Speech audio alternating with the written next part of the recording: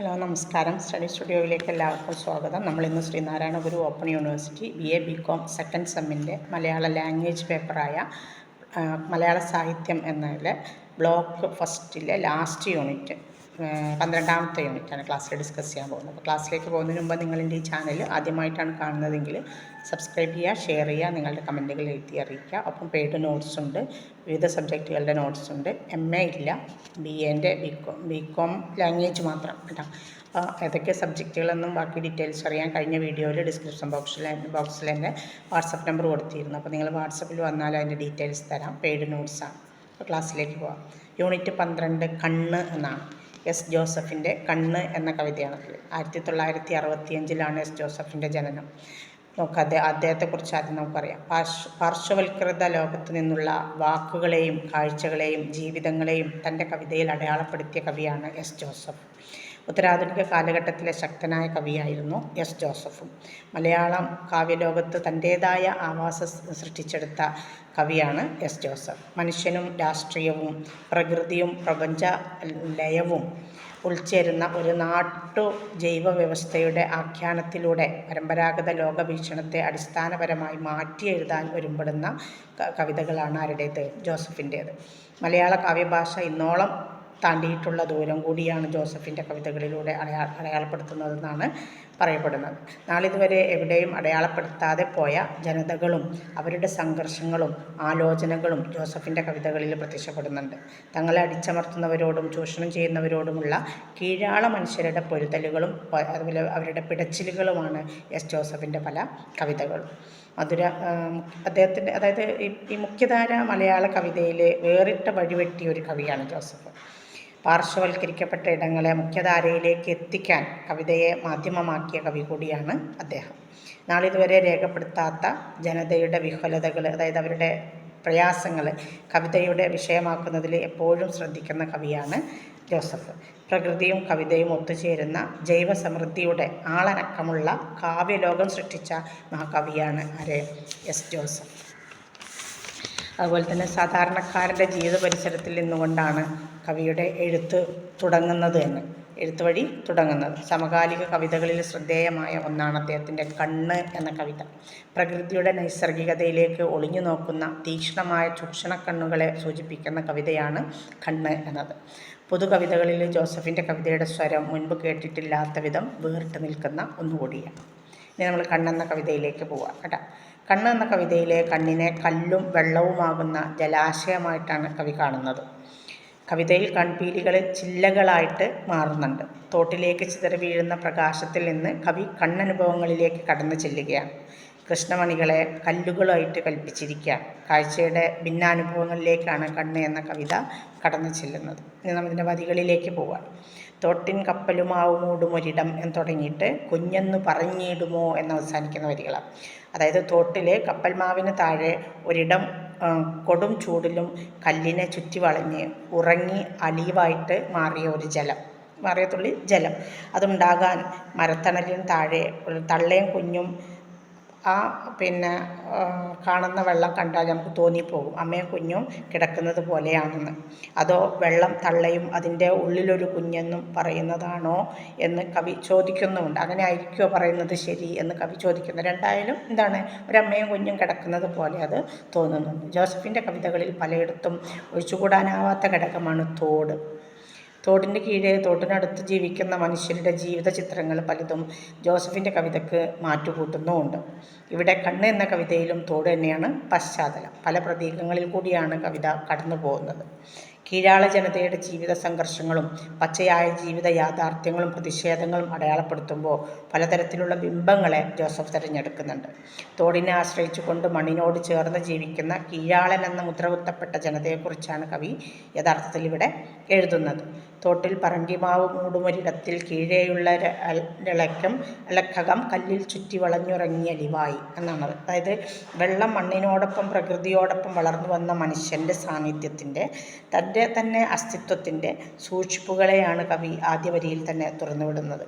കല്ലിൽ ചുറ്റി വളഞ്ഞുറങ്ങിയ ലിവായി എന്ന് പറയുമ്പോൾ കല്ല് ഇവിടെ പ്രതീകമാണ്. അടിച്ചമർത്തപ്പെട്ട, ചൂഷിതരാക്കപ്പെട്ട, പാർശ്വവൽക്കരിക്കപ്പെട്ട ദളിത് എന്ന ജനവിഭാഗത്തിലെ മനുഷ്യൻ്റെ പ്രതീകമായിട്ടാണ് കല്ലിനെ കവി ഇവിടെ ഉപയോഗിച്ചിട്ടുള്ളത്.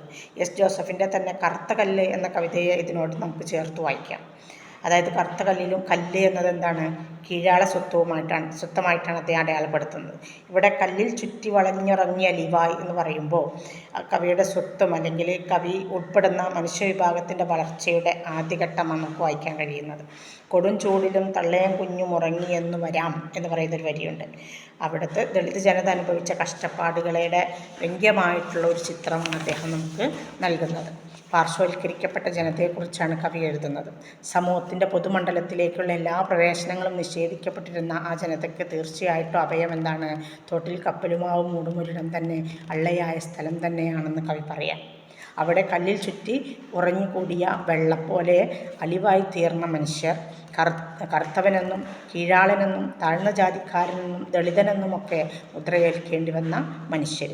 വെള്ളം തള്ളയതിൻ്റെ ഉള്ളിലൊരു കുഞ്ഞ് ഒരു വരിയുണ്ട് അവിടെ. അതിൽ അടുത്ത വരിയിൽ കവി സന്ദേഹിക്കുകയാണ്. കല്ലിനെ പൊതിഞ്ഞ് കിടക്കുന്ന വെള്ളത്തെ തള്ള എന്ന് വിളിക്കാൻ കവി ആഗ്രഹിക്കുന്നുണ്ട്. കല്ല് എന്ന പ്രതീകത്തെ ദളിതനോടും അതിനു ചുറ്റും പൊതിഞ്ഞു കിടക്കുന്ന വെള്ളത്തെ ദളിതൻ്റെ സുരക്ഷിത കവചമായിട്ടും കവി ഉപമിക്കുകയാണ്. ദളിതൻ്റേതു മാത്രമായ മറ്റാർക്കും അവകാശപ്പെടാനാവാത്ത ഘടകങ്ങളും ആവാസങ്ങളുമെല്ലാം കവി ഈ സുരക്ഷിത കവചത്തിൻ്റെ പരിധിയിൽ വരുത്തിയിട്ടുണ്ട്. അവരുടെ വിശ്വാസങ്ങളും ദളിതെന്ന് പറയുന്ന വിഭാഗത്തിൻ്റെ വിശ്വാസങ്ങളും ആചാരങ്ങളുമായി പ്രശാന്ത സുന്ദരമായി കഴിഞ്ഞുകൂടുകയും ഏത് പട്ടിണിയിലും കൊടും ചൂടിലും പരാതിയില്ലാതെ കടന്നു പോവുകയും ചെയ്യുന്ന അവസ്ഥയെ, ആ കാലഘട്ടത്തെയാണ് ആദ്യ വരികളിലൊക്കെയും പ്രത്യക്ഷമാക്കുന്നത്. എന്നാൽ പിന്നീട് ഈ സമൂഹത്തിന് ഏൽക്കേണ്ടി വന്ന അതിക്രമങ്ങളെയും അടിച്ചമർത്തലുകളെയും അടുത്ത വരികളിൽ അദ്ദേഹം കോറിയിടുന്നുണ്ട്. വരികൾ നോക്കാം നമുക്ക്. മേലെ നീല നടുക്കു സൂര്യനൊരു പാട്, വെള്ളത്തിൽ തുടങ്ങിയിട്ട് വെള്ളത്തിൽ ചിതറുന്നുവെന്ന് കരുതാം എന്ന് പറയാം. എന്ന് പറഞ്ഞാൽ നീലാകാശത്തിൻ്റെ നടക്ക് സൂര്യൻ്റെ കയ്യിൽ ഒരുപാട് അമ്പുകളുണ്ട്. ഇളം കാറ്റേറ്റ് ഇലകളിങ്ങനെ നീങ്ങുമ്പോൾ മാറുമ്പോൾ സൂര്യൻ തോട്ടിലേക്ക് ഒളിയമ്പുകളെയും, സൂര്യൻ്റെ അമ്പുകൾ നീർച്ചാലിലെ കല്ലുകളിൽ തട്ടി ഒടിഞ്ഞു വീഴുന്നുണ്ട്. അവിടെ എവിടെയായി ചിതറിക്കിടക്കുന്നുണ്ട്. ഒടിഞ്ഞു വീണിട്ട് വെള്ളത്തിന് മുകളിൽ സൂര്യവെളിച്ചം ചിതറിക്കിടക്കുന്നു എന്നാണ് അതിൻ്റെ സാരം. ഇവിടെ മേലെ നീല സവർണ ജനതയുടെ ഇരിപ്പിടങ്ങളെ പ്രതികരിക്കുന്നത്. മേലെ നീല എന്ന് പറയുന്നുണ്ടല്ലോ ആകാശത്ത് അല്ലേ, നടക്കുന്ന സൂര്യൻ എന്ന് പറയും. ആ മേലെ നീല, മേലെയുള്ള ആളുകൾ, നീല കാണുന്നത് ആരാണ്? സവർണരാണ്.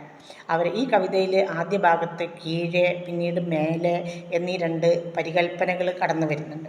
അടിമത്തം, അധീശത്വം ഇവയുടെയൊക്കെ സൂചനകളാണ് ഈ പ്രയോഗങ്ങൾ മുന്നോട്ട് വയ്ക്കുന്നത്. പിന്നെ മേലെയുള്ള ഒരു വിഭാഗം ദുർബലരായ മറ്റൊരു വിഭാഗത്തെ തങ്ങൾക്ക് കീഴെ നിർത്തിയിട്ട് അവരിൽ അധീശത്വം സ്ഥാപിക്കുകയും മാറ്റി നിർത്തുകയും ചെയ്യുന്നു എന്നാണ് കവി സൂചിപ്പിക്കുന്നത്. ജാതീയമായ ഉച്ചനീചത്വങ്ങളുടെ നേർചിത്രമാണ് ഓരോ പ്രയോഗത്തിലും കവി ഒളിപ്പിച്ചു വച്ചിരിക്കുന്നത്. ഒരു കാലത്ത് ശക്തമായിരുന്ന ഈ പ്രവണതകളിൽ പിന്നീട് പല അയവുകളും വന്നെങ്കിലും ഇന്നും ദളിത് സമൂഹം അനുഭവിക്കുന്ന അപമാനങ്ങൾക്കും അടിച്ചമർത്തലുകൾക്കും യാതൊരു കുറവും ഇല്ല എന്നുള്ളതാണ് വാസ്തവം. സമൂഹത്തിൻ്റെ പൊതുമണ്ഡലങ്ങളിൽ പോലും ഒരു ദളിതന് അനുഭവിക്കേണ്ടി വരുന്ന അപമാനങ്ങളുടെയും മാറ്റിനിർത്തലുകളുടെയും സംഭവ പരമ്പര ഇന്നും എത്രയോ നടക്കുന്നുണ്ട്. മേലെ നീലാകാശമാകുന്ന സവർണ സാമ്രാജ്യത്തിൽ ഒരുപാട് അമ്പുകളുമേറ്റി ഉഗ്രപ്രതാപിയായിട്ട് അധികാരത്തിൻ്റെ ദുഷ്മുഖവും പേറിക്കഴിയുന്ന മലയാളന്മാരെയാണ് സൂര്യനിലൂടെ അവതരിപ്പിക്കുന്നത്, കവി ജോസഫ് അവതരിപ്പിക്കുന്നത്. കയ്യിൽ ഒരുപാട് അമ്പും പേറി നിൽക്കുന്ന സൂര്യൻ തനിക്ക് കീഴെയുള്ളവന് നേരെ അധികാരത്തിൻ്റെ ഒളിയമ്പുകൾ തൊടുത്തു വിടുകയാണ്. കല്ലിനെ ചുറ്റിക്കിടക്കുന്ന നീർച്ചുറ്റിലേക്ക് തരം കിട്ടുമ്പോഴൊക്കെയും അവൻ എന്ത് ചെയ്യുന്നുണ്ട്? അപമാനങ്ങളുടെയും പരിഹാസങ്ങളുടെയും ക്രൂരമ്പുകൾ എയ്തു വിടുന്നുണ്ട്. എന്നാൽ പഴയതുപോലെ അപമാനത്തുരുത്തുകളിൽപ്പെട്ട് പൊടിഞ്ഞു പോകുന്നവരല്ല തങ്ങളെന്ന് കവി സ്വയം ഉദ്ഘോഷിക്കുന്നുമുണ്ട്. ആ ഒളിയമ്പുകളൊക്കെയും കല്ലിൽ തട്ടി ഒടിഞ്ഞു വീഴുന്നു എന്ന് പറഞ്ഞാൽ അടിച്ചമർത്തപ്പെട്ട ഒരു സമൂഹത്തിൻ്റെ പ്രതിരോധവും ഉയർത്തെഴുന്നേൽപ്പുമാണ് അവിടെ കവി വരച്ചിടുന്നത്. ഇനി അടുത്ത വരിയിലേക്ക് പോവാം. പിന്നീടൊരുൾ ചുറ്റിലും എന്ന് തുടങ്ങിയിട്ട് കണ്ണുള്ള കാലം വരെ എന്ന് പറയാം. എന്ന് പറഞ്ഞാൽ ചുറ്റിലും ഇരുള്, കണ്ണിൽ നിന്ന് പിറന്നു വീണ കനിവേ, കല്ലാളമേ, ഒറ്റയാം കണ്ണേ, കാറ്റുകൾ ഊതി മാറ്റുന്ന അരുമക്കണ്ണുകളുടെ പീലിതൻ ഉള്ളമേ, കല്ലായി കണ്ണിലുറങ്ങിക്കൂടിയ കരിങ്കണ്ണാടിയേ എന്ന് കവി കണ്ണിനെ വിശേഷിപ്പിക്കുകയാണ്. കാഴ്ചകൾ കണ്ണിൽ വീണ് ഫലിക്കുന്ന അത് അത്ഭുതകാലത്തിലേക്ക് കണ്ണുകൾ ഉള്ള കാലം വരെ ആയുസ്സുള്ളൂ എന്ന് പറയും. അതായത് കാഴ്ചകൾ കണ്ണിൽ വീണിട്ട് പ്രതിഫലിക്കണം. ആ ഫലിക്കുന്ന അത്ഭുതകലയ്ക്ക് കണ്ണുള്ള കാലം മാത്രമല്ലേ ഉള്ളൂ ആയുസ് എന്ന് കവി ചോദിക്കുകയാണ്. തങ്ങളുടെ അവകാശങ്ങളെയും തങ്ങൾക്ക് കിട്ടേണ്ട നീതിയെപ്പറ്റിയും ബോധവാനാകുന്ന ജനതകളുടെ തിരിച്ചറിവിൻ്റെ കണ്ണിലൂടെയായിരുന്നു പുതിയ ദിനങ്ങളെ അദ്ദേഹം വാർത്തെടുത്തത്. കണ്ണിലൂടെ കണ്ടറിഞ്ഞ യാഥാർത്ഥ്യങ്ങൾ പ്രതിരോധത്തിൻ്റെയും പ്രതിഷേധത്തിൻ്റെയും അടയാളപ്പെടുത്തലുകളായിട്ട് കലകളിലൂടെ ഉയർക്കൊള്ളുന്നുണ്ട്. ദളിത് സാഹിത്യം ശക്തിയുടെ പ്രതിരോധത്തിൻ്റെ സാഹിത്യമായി മാറുന്നു എന്നതിൻ്റെ സാധൂകരണമാണ് കവി ഇവിടെ നടത്തുന്നത്. കണ്ണുള്ള കാലം വരെയാണ് ഈ അത്ഭുത കലയുടെ ആയുസ് എന്നാണ് കവി പറയുന്നത്. അപ്പോൾ എന്താണ്, ഉൾക്കണ്ണ് തുറന്നു വച്ചിരിക്കാനുള്ളൊരു ആഹ്വാനം കൂടി അതിലൂടെ നടത്തുകയാണ് കവി. ഉത്തരാധുനിക കാലത്തേക്ക് എത്തിയപ്പോഴേക്കും ദളിത് ജനതയുടെ അവകാശങ്ങളെപ്പറ്റി കൂടുതൽ ബോധവാന്മാരായി തുടങ്ങി മനുഷ്യരും എഴുത്തുകാരും. തങ്ങളെ പാർശ്വവൽക്കരിക്കപ്പെടുന്ന അധികാരവൃന്ദങ്ങളോടും സവർണ മനോഭാവങ്ങളോടും സർഗാത്മകമായിട്ട് പ്രതിഷേധിക്കാനുള്ള ആഹ്വാനങ്ങൾ ആ സമൂഹത്തിൽ ശക്തമായി പൊട്ടിപ്പുറപ്പെട്ടു. അതിനുവേണ്ടി അവർ തിരഞ്ഞെടുത്ത ആഖ്യാന തലങ്ങളുടെ നവഭാവുകത്വത്തെ സൃഷ്ടിച്ചെടുക്കുകയാണ് ഇവിടെ ചെയ്യപ്പെടുന്നത്. എസ് ജോസഫിൻ്റെ ആഖ്യാന തലം തികച്ചും വ്യത്യസ്തമാണ്. അരികുവൽക്കരിക്കപ്പെട്ടവരുടെ ജീവിതം വ്യാഖ്യാനിക്കാൻ അദ്ദേഹം അരികുവൽക്കരിക്കപ്പെട്ട വാക്കുകളെയും പ്രകൃതി ദൃശ്യങ്ങളെയും കാഴ്ചകളെയും ബിംബങ്ങളെയും കവി ഉപയോഗിക്കുന്നുണ്ട്. കണ്ണ് എന്ന കവിതയിൽ തോട്, പിന്നെ കപ്പലുമാവ്, അള്ള തുടങ്ങിയ വാക്കുകൾ കവിതയുടെ പ്രമേയങ്ങളുടെ ആഖ്യാന തലങ്ങളെ അതിൻ്റെ പൂർണ്ണമായ വ്യത്യസ്തതയോടെ തന്നെ അടയാളപ്പെടുത്തുന്നുണ്ട്.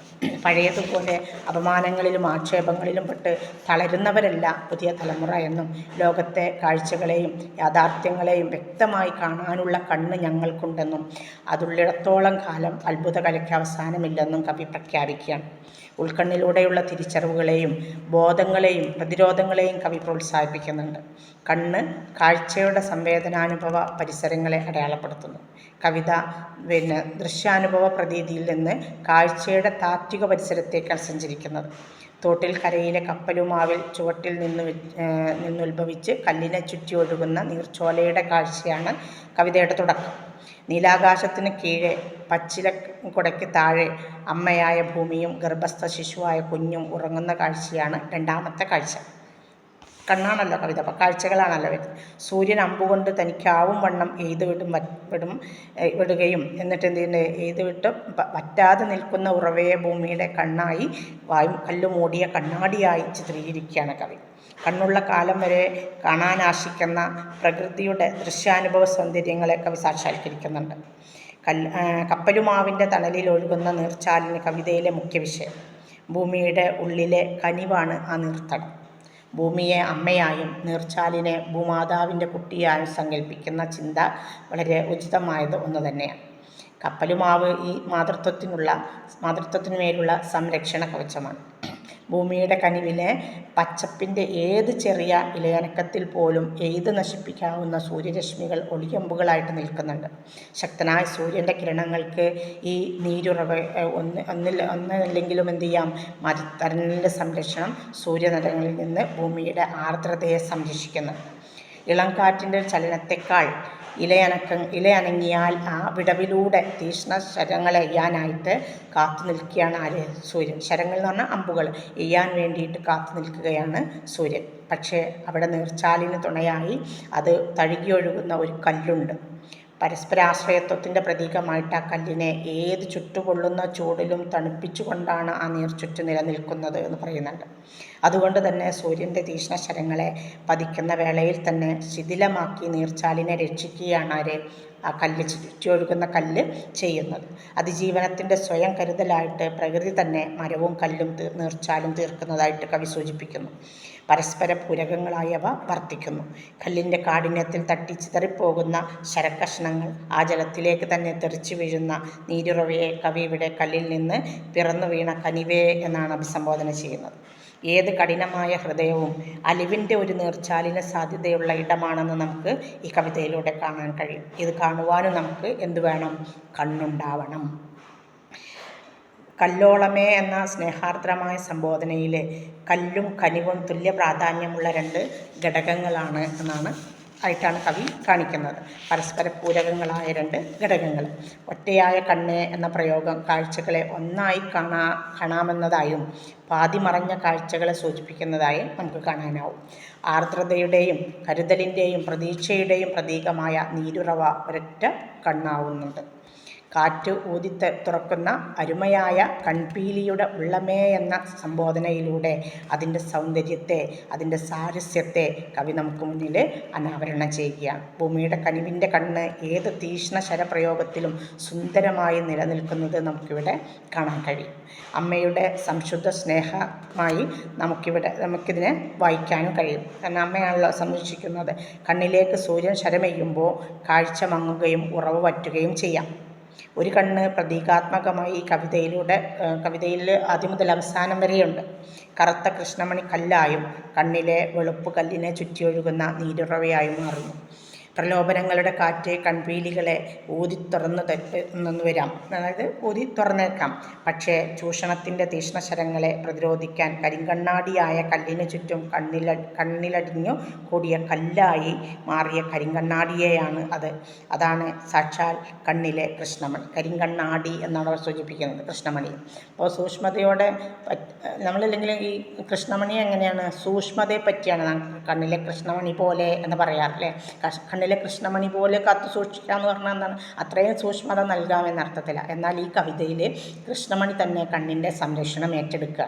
കാഴ്ചകൾ കണ്ണിൽ വന്ന് വീഴുന്ന ഒരു അത്ഭുത കലയാണ് എന്നാണ് കവി പറയുന്നത്. കണ്ണുള്ള കാലം വരെ മാത്രമേ ആ അത്ഭുത കല നിലനിൽക്കുകയുള്ളൂ എന്നും കവി ഇതിലൂടെ നമുക്കൊരു സൂചന നൽകുന്നു. ഇത്രയാണ് കവിത ഫസ്റ്റ് ബ്ലോക്കിലെ ലാസ്റ്റ് പാർട്ട്. ഇത്രയാണ് 12ാമത്തെ യൂണിറ്റ് വരുന്നത്. Okay, thanks.